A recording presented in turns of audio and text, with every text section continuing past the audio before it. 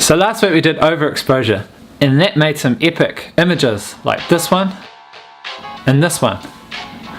They look like band images, don't they? I could be in a band. I've got the image down.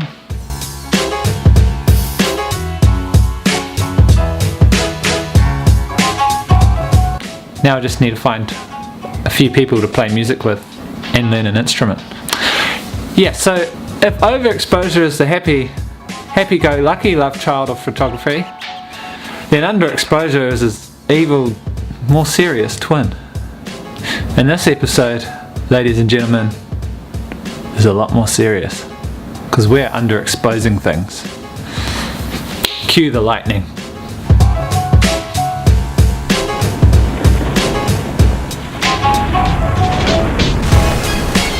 Yeah, so this is the second assignment of the course, and it involves underexposing an image on purpose and trying to make that look good.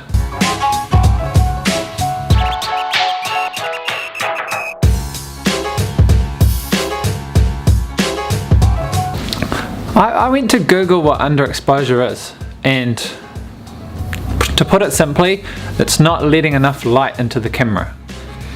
Okay, that's simply what it is. However, I read this article that sent me on a bit of a spiral, a metaphysical spiral about photography. It said, and I quote, "There is no such thing as too underexposed or overexposed."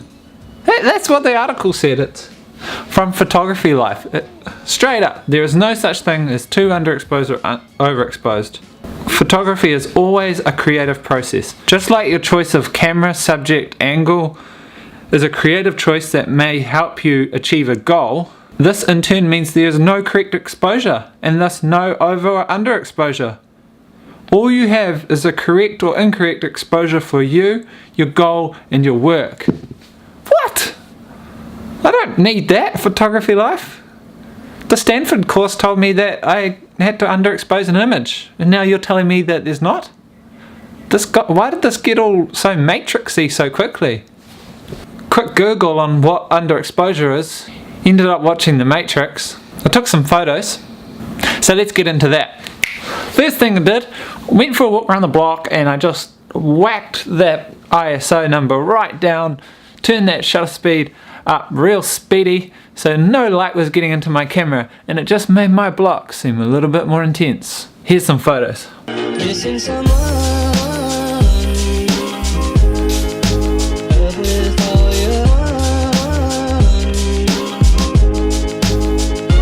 missing someone.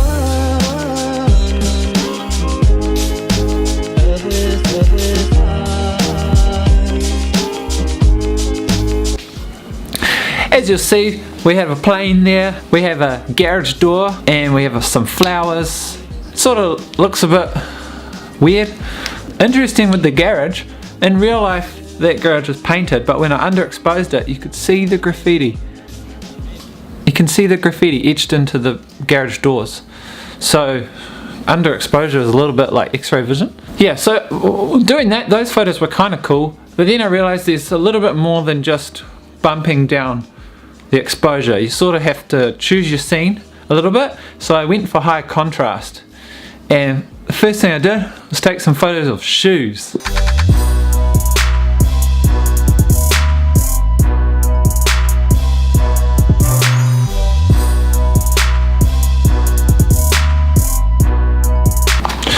And I thought those looked pretty good actually.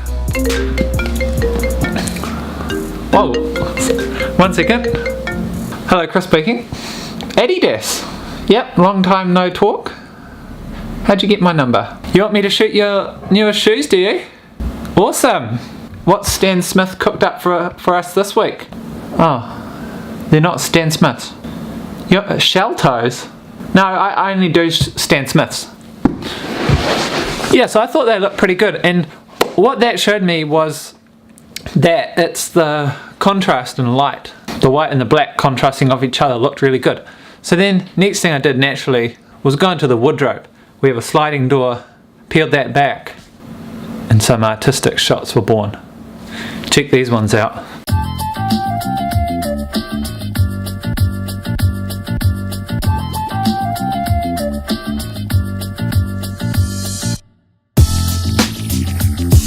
Yeah, so that was really cool with the light hiding half the face, getting a bit Phantom of the Opera on it.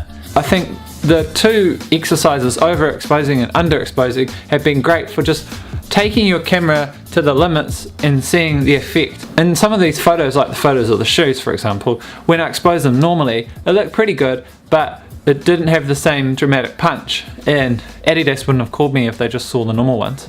Yeah, so that's it for the second assignment. I'll leave some photos at the end. Let me know in the comments which one's your favourite and if you have any other thoughts on them, and see you in the next video where we delve deeper into this DSLR. Maybe we'll get a call from Nike.